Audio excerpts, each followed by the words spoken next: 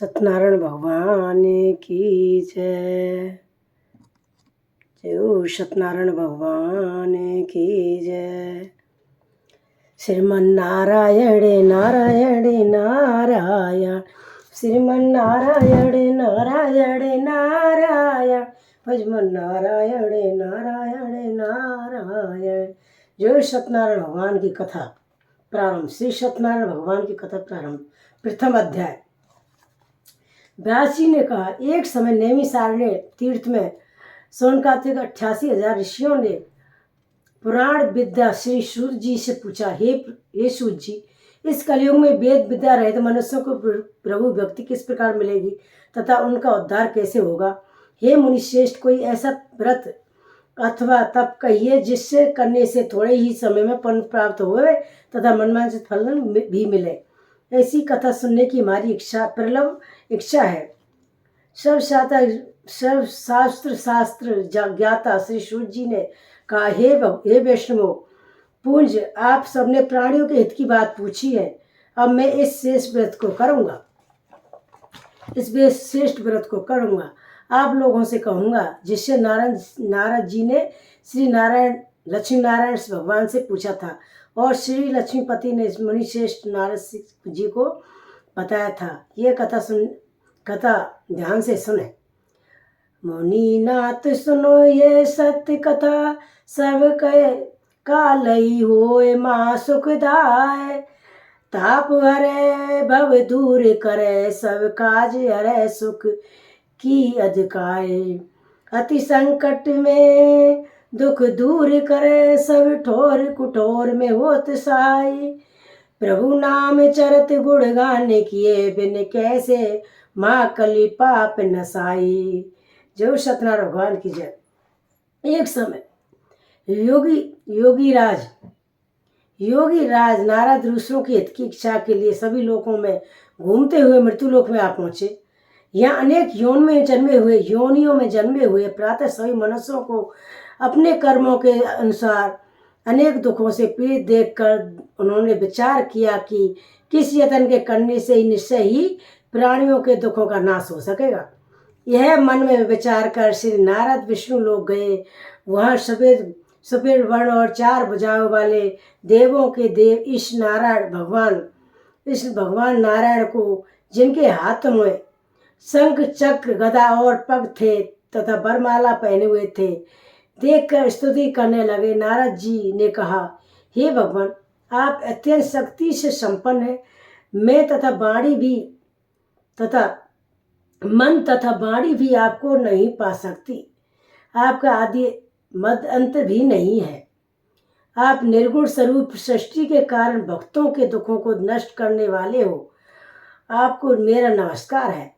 नारद जी से इस प्रकार की स्तुति सुनकर विष्णु भगवान बोले, हे मुनि श्रेष्ठ, आपके मन में क्या है? आपका किस काम के लिए यहाँ आवागमन हुआ है? निसंकोच कहे। तब नारद मुनि ने कहा, मृत्यु लोक में सब मनुष्य जो अनेक योनियों में पैदा हुए हैं, अपने अपने कर्मों द्वारा अनेक प्रकार के दुखों से दुखी हो रहे हैं। हे नाथ, यदि आप मुझ पर दया रखते हो तो बताइए कि मैं उन मनुष्यों के सब दुख थोड़े ही प्रतन से कैसे दूर हो सकते हैं। श्री विष्णु भगवान ने कहा, हे नारद, मनुष्यों की भलाई के लिए तुमने बहुत ही अच्छा प्रश्न किया है। जिस व्रत के करने से मनुष्य मोह से छूट जाता है, वह व्रत मैं तुमसे कहता हूँ, सुनो। बहुत पुण्य देने वाला है। स्वर्ग तथा मृत्यु लोक में दोनों में दुर्लभ एक उत्तम व्रत है, जो आज प्रेमवश होकर तुमसे कहता हूँ।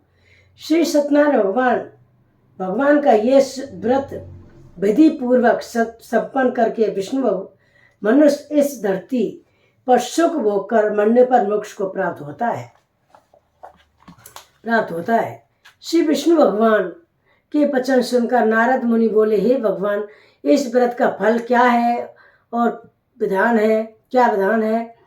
इससे पूर्व किसने यह व्रत किया है और किस दिन यह व्रत करना चाहिए? कृपा कर मुझे विस्तार से बताइए। विष्णु भगवान ने कहा, हे नारद, दुख शोक आदि को दूर करने वाला है। यह व्रत सब स्थानों पर विजय करने वाला है। भक्त और श्रद्धा के साथ किसी भी दिन मनुष्यों भी सत्यनारायण भगवान की संध्या के समय ब्राह्मण और बंधुओं के साथ धर्मपारायण होकर पूजा करें। भक्त भाव से नेवेग केले का फल, शहद, घी, दूध, घी, शक्कर अथवा गुड़, दूध और गेहूं का आटा सवाई लेवे।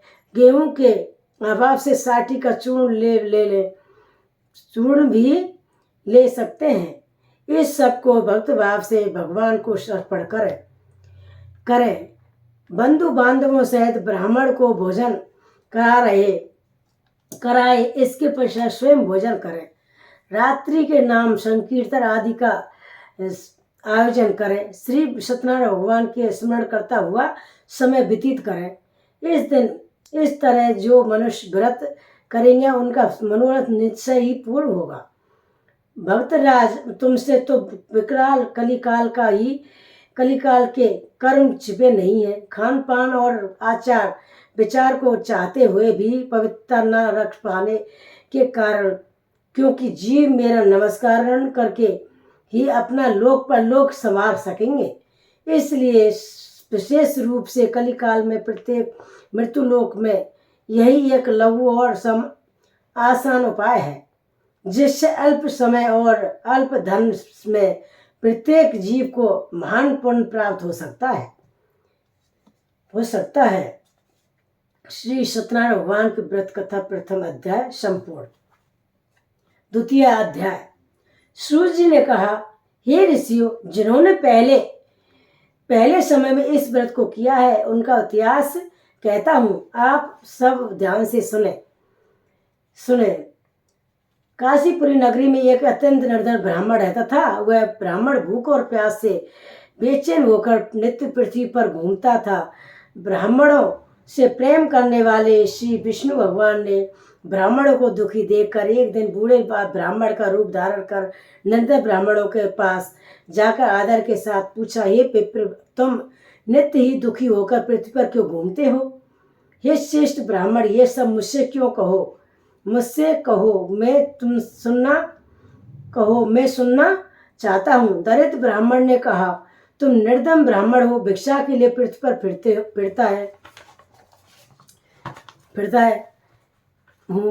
फिरते हो। हे भगवान, यदि आप इससे छुटकारा पाने के कारण कोई उपाय जानते हो तो कृपा कर मुझे बताइए, मैं आपकी शरण हूँ। वृद्ध ब्राह्मण का रूप धारण किए हुए श्री विष्णु भगवान ने कहा, हे ब्राह्मण, श्री सत्यनारायण भगवान मनवांछित फल देने वाले हैं, इसलिए तुम उनका पूजन करो, जिसके करने से मनुष्य सब दुखों से मुक्त हो जाता है। इसके साथ दरिद्र ब्राह्मण को व्रत का सारा विधान बतलाकर बूढ़े ब्राह्मण का रूप धारण करने वाले श्री सत्यनारायण भगवान अंतर्धान हो गए। जिस व्रत को वृद्ध ब्राह्मण ने बतलाया मैं उसको अवश्य करूँगा, निश्चय ही कर। ये दरिद्र ब्राह्मण वह घर चला गया, परंतु उस रात्रि उस दरिद्र ब्राह्मण को नींद भी नहीं आई। अगले दिन वह जल्दी उठा और श्री सत्यनारायण भगवान का व्रत करने का निश्चय कर भिक्षा मांगने के लिए चल दिया।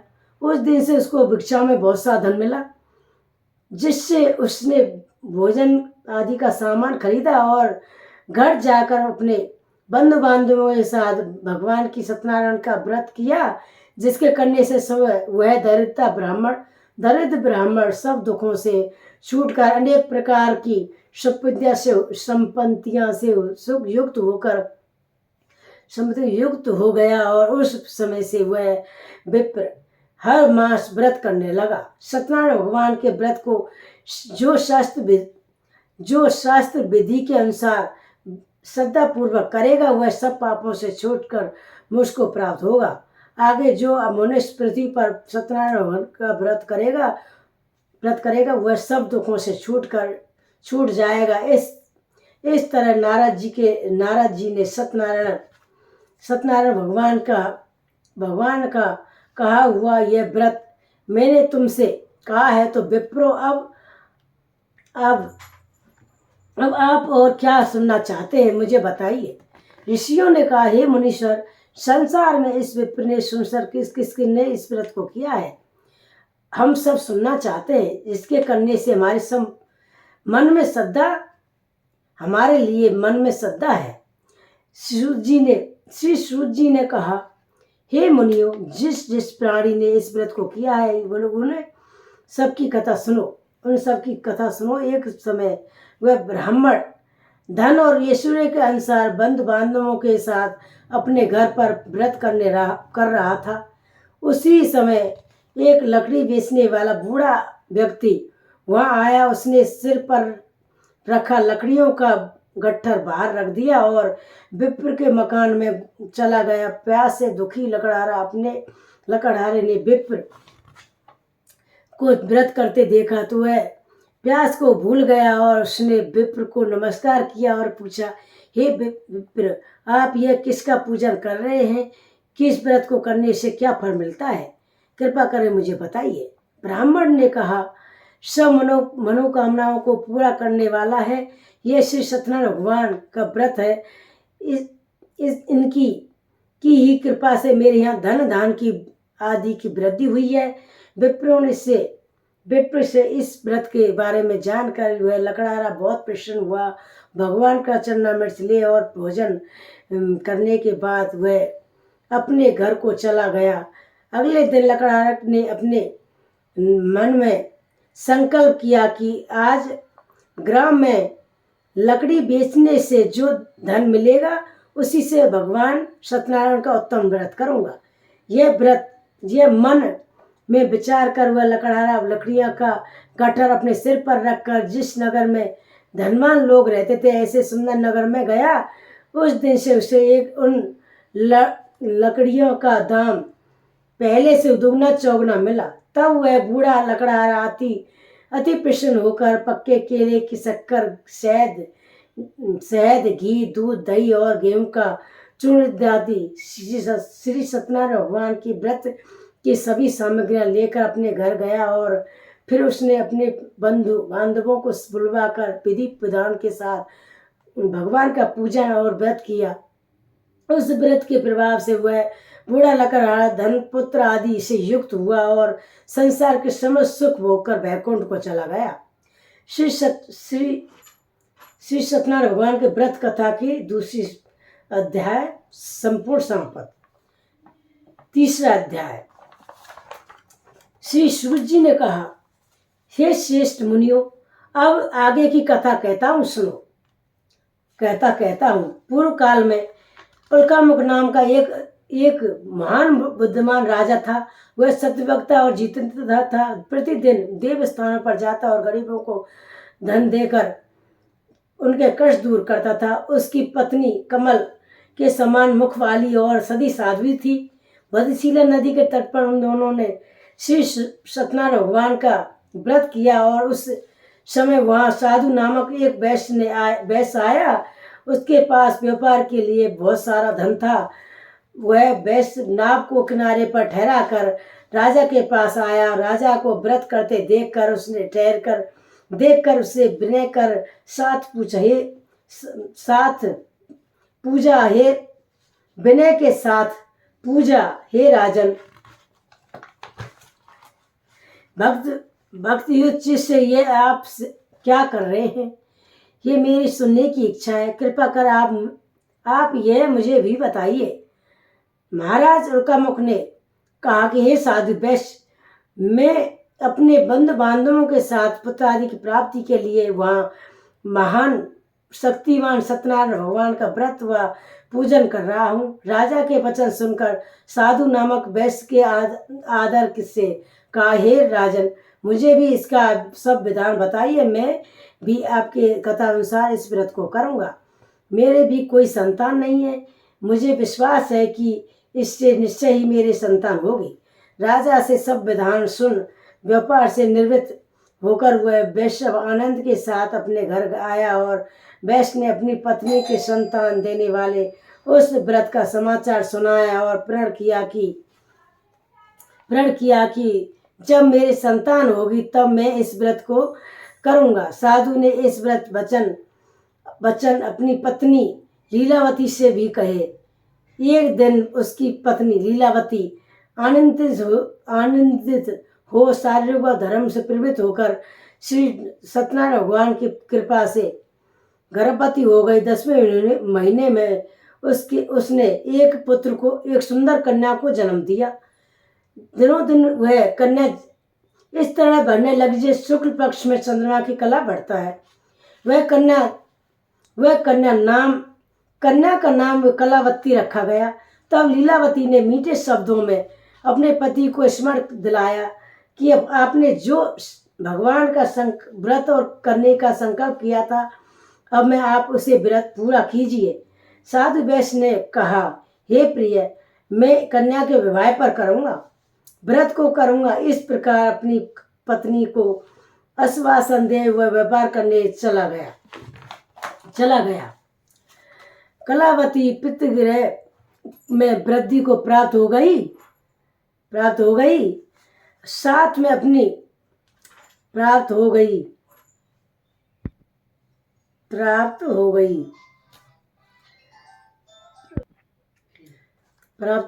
लौटने पर साधु ने जब नगर में सखियों के साथ अपनी पुत्री को खेलते देखा तो दूत को बुलवाकर कहा कि उसकी पुत्री के लिए कोई संयोग वर देख कर लाओ। साधु नामक वैश्य की आज्ञा पाकर दूत कंचन नगर पहुंचा और खोज करके देख भाल करके वैश्य के लड़की के लिए एक संयोग बाणिक पुत्र को ले आया। संयोग लड़के को देखकर साधु नामक वैश्य ने अपने बंधु बांधवों सहित प्रसन्नचित्त होकर अपनी पुत्री का विवाह उसके साथ कर दिया। दुर्भाग्य से वह विवाह के समय भी सत्यनारायण भगवान का व्रत करना भूल गई। इस पर श्री भगवान क्रोधित हो गए। उन्होंने वैश्य को श्राप दिया कि तुम्हें दारुण दुख प्राप्त होगा। अपने कार्य में कुशल साधु नामक वैश्य अपनी जयमाता सहित नावों को लेकर व्यापार करने के लिए समुद्र के समीप स्थित रत्नसारपुर नगर में गया। दोनों ससुर जमाई चंद्रकेतु राजा के उस नगर में व्यापार करने लगे। एक दिन भगवान सत्यनारायण की माया से प्रेरित एक चोर राजा का धन चुराकर भागा जा रहा था। राजा के दूतों को अपने पीछे बैग से आते देखकर चोर ने घबरा कर राजा के धन को वहीं नाव में चुपचाप रख दिया और वहां वे ससुर जमाई ठहरे हुए थे और भाग गया। जब दूतों ने उस साधु वैश्य के पास जाकर राजा के धन को रखा देखा तो ससुर जमाता दोनों को बांध कर ले गए और राजा के समीप जाकर बोले, हम 2 चोर पकड़ कर लाए हैं, देख कर आज्ञा दें। तब राजा ने बिना उनकी बात सुने ही उन्हें कारोबार में डालने की आज्ञा दे दी। इस प्रकार राजा को आज्ञा से उनको कठिन कारावास में डाल दिया गया तथा उनका धन भी छीन लिया गया। सत्यनारायण भगवान के श्राप के कारण साधु वैश्य की पत्नी लीलावती व पुत्री कलावती भी घर पर बहुत दुखी हुई। उनके घर में रखा धन चोर चुरा कर ले गए और शारीरिक व मानसिक पीड़ा से तथा भूख और प्यास से अति दुखित होकर भोजन की चिंता में कलावती कन्या के एक ब्राह्मण के घर गई। उसने ब्राह्मण को भी सत्यनारायण भगवान का व्रत करते देखा तो उसने कथा सुनी और तथा प्रसाद ग्रहण कर रात को घर आई। तो माता ने कलावती से पूछा, हे पुत्री, अब तक कहाँ रही, तेरे मन में क्या है?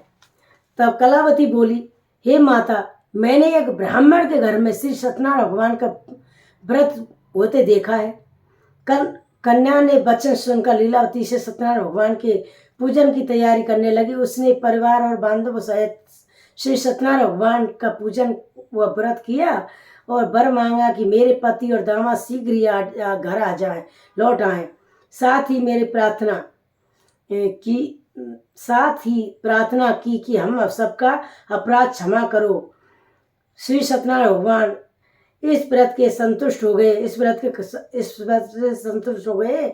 उन्होंने राजा चंद्रकेतु को सपने में दर्शन देकर कहा, हे राजन, जिस दोनों वैश्यों को तुमने बंदी बनाकर रखा है वे निर्दोष है, उन्हें छोड़ दो, प्रातः छोड़ दो। उनका धन, सब धन जो तुमने ग्रहण किया है उसे लौटा दो, अन्यथा मैं तेरा धन, राजपुत्र आदि सब नष्ट कर दूंगा। राजा से ऐसे वचन कहकर भगवान अंतर्धान हो गए। प्रातः काल राजा चंद्रकेतु ने सभा में सबको अपना सपन सुनाया और सैनिकों को आज्ञा दी कि उन दोनों बाणिक पुत्रों को कैद से मुक्त करा सभा में लाया जाए। दोनों ने आते ही राजा को प्रणाम किया और राजा ने कोमल वचनों में, हे महान भावो, तुम्हें अभी बस ऐसा कठिन दुख प्राप्त हुआ है, अब तुम्हें कोई भय नहीं है, तुम मुक्त हो। इसके बाद राजा ने उनको नए आभूषण पहनाए तथा उनका जितना धन लिया था उससे दूना धन लौटाकर आदर से विदा किया। दोनों वैश्य अपने घर को चल दिए। जो सत्यनारायण भगवान की जय।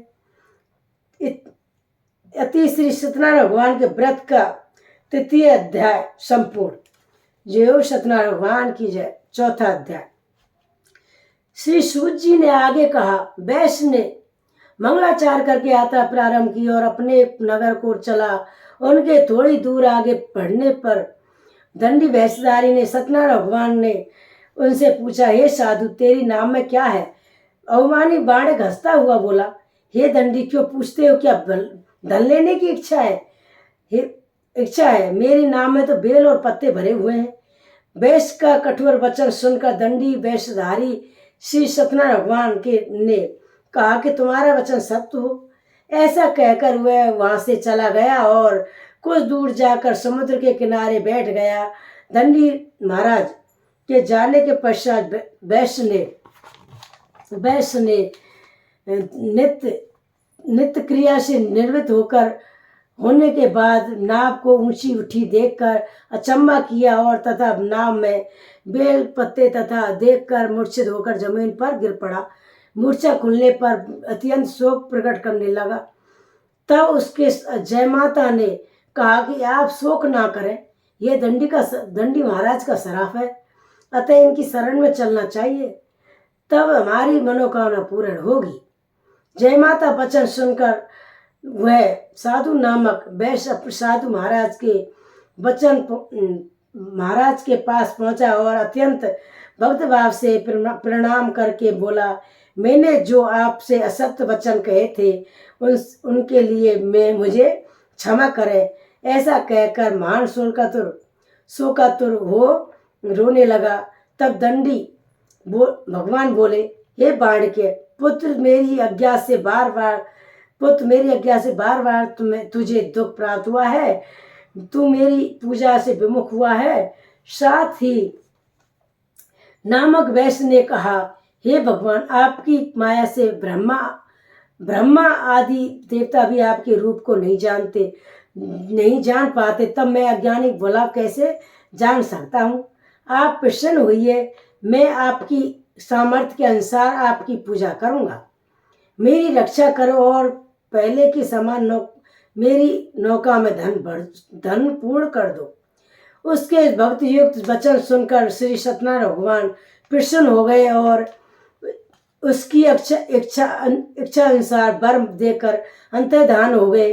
तब ससुर व जयमाता दोनों ने नाव पर आकर देखा कि नाव तो धन से परिपूर्ण है। फिर वह भगवान सत्यनारायण भगवान का पूजन कर साथियों सहित अपने नगर को चला। जब वह अपने नगर के निकट पहुंचा तब उसने एक दूत को अपने घर को भेजा। दूत ने साधु नामक वैश्य के घर जाकर उसकी पत्नी को नमस्कार किया और कहा कि आपके पति और आपके दामाद सहित इस नगर के समीप आ गए। लीलावती ने और उसकी कन्या कलावती उस समय भगवान का पूजन कर रही थी।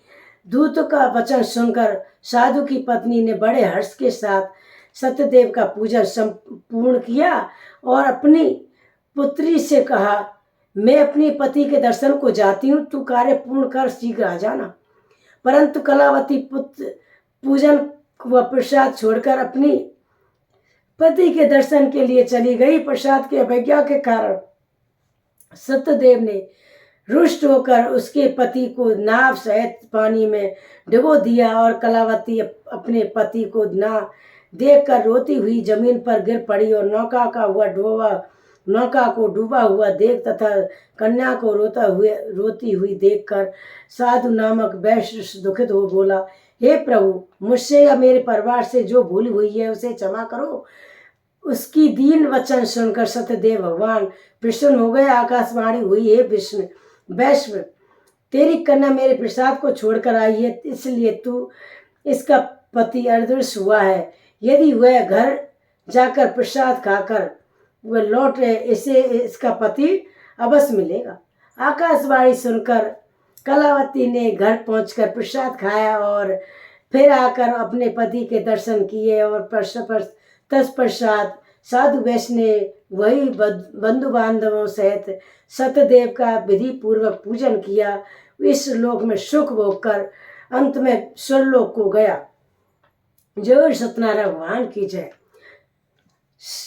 श्री सत्यनारायण भगवान की व्रत की कथा चतुर्थी अध्याय संपूर्ण।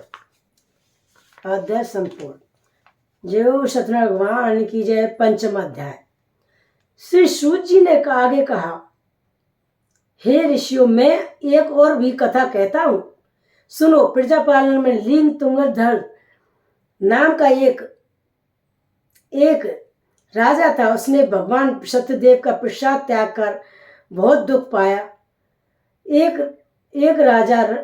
एक समय राजा वन पशुओं को मारकर बड़ के पेड़ वृक्ष के नीचे आया और वहां उसने ग्वालों को भक्त भाव से बंधु बांधवों सहित श्री सत्यनारायण भगवान का पूजन करते देखा।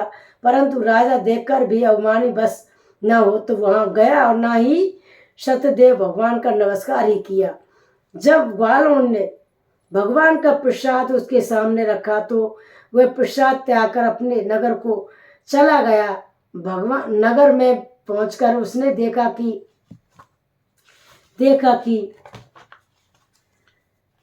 उसका सब कुछ नष्ट हो गया। वह समझा गया कि वह सब भगवान सत्यदेव ने ही किया है। तब वह उसी स्थान पर वापस आया और ग्वालों के समीप गया और विधि पूर्वक पूजन कर प्रसाद खाया तो सत्यनारायण भगवान की कृपा से सब कुछ पहले जैसा था वैसा ही हो गया। दीर्घ काल सब सुख भोगकर मरने पर स्वर्गलोक को चला गया। जो मनुष्य इस परम दुर्लभ व्रत को करेगा, श्री सत्यनारायण भगवान की कृपा से उसे धन दान की प्राप्ति होगी। बंदी बांधव से मुक्त होकर निर्भय हो जाता है।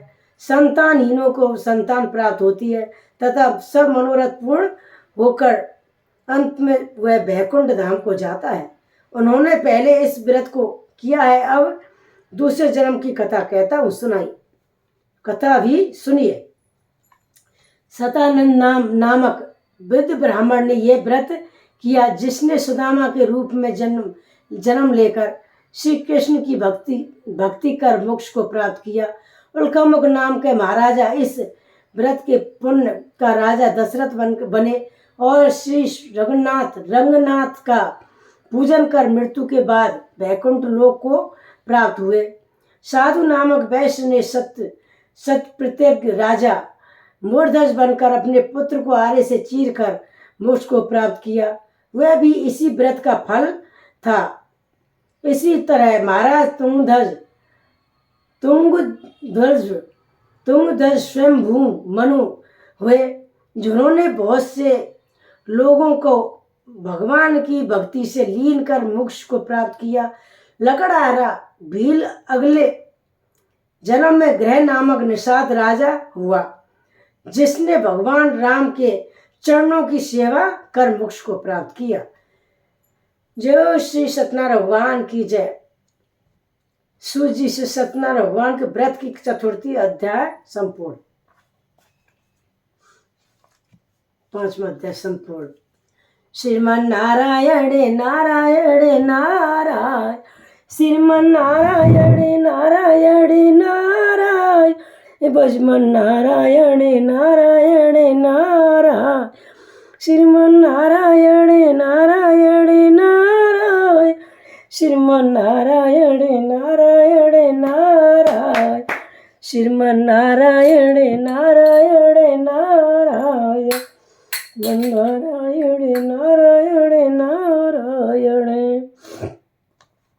ओम जय लक्ष्मी रमणा, स्वामी जय लक्ष्मी रमणा, रतन जड़ते सिंहासन, अद्भुत छवि राजे। ओम जय लक्ष्मी रमणा। सत्यनारायण सत्यनारायण स्वामी, जनपातक हरिणा, रतन जड़त सिंहासन, अद्भुत छवि राजे। ओम जय लक्ष्मी रमणा। नारद करत निरंतर